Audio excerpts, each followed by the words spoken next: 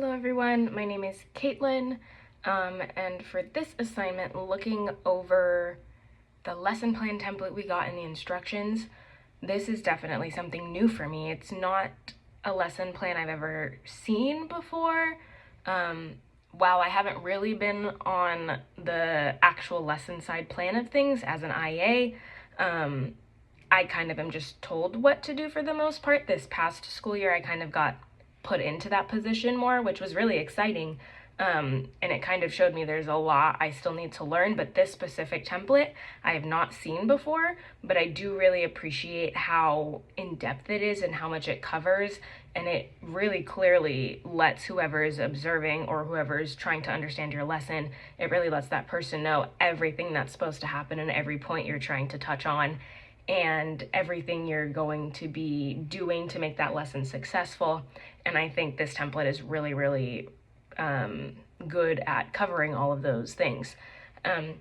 When I was looking over it, one of the things I found that is probably going to be the most challenging for me is the application of the theories.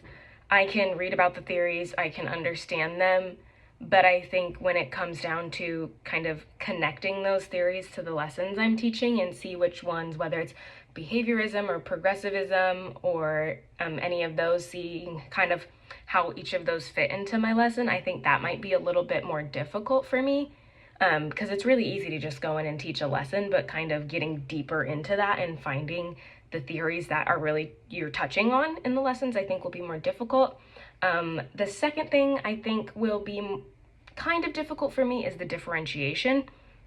I started my education experience in a special education classroom, so I'm very well versed in differentiation, but again, it was just something I was given and told what to do.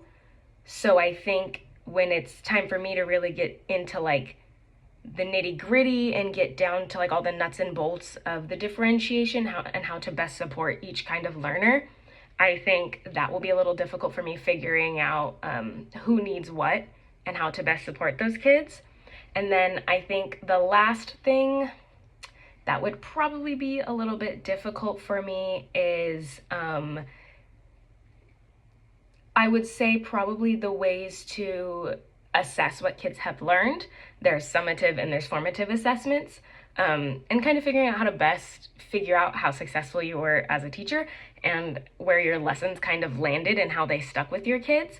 I think finding the right pathway to assess those kids, I do really think it is important in lessons, like as you're teaching the lesson, to kind of check for understanding as you're teaching. While I teach, I do a lot of like really simple basic like checks for understanding, like, okay, so thumbs up if you're following me, I need more help, or I'm not getting it at all.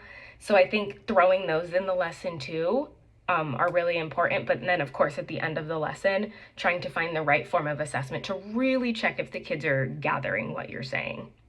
Thank you.